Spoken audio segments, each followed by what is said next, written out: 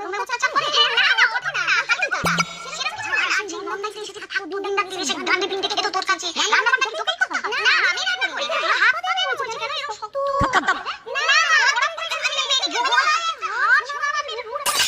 তুমি স্পষ্ট কথা বল কেমন তোকে কি জ্বালা চাচা করে সত্যি কথা বল সত্যি ও ভালো আর আমি দেখে মেয়ে দেখে তো বুঝতেই পারছি যে তোকে জামাই কেমন লাগে করেছি চিংড়িগুলো ওইটা নিন।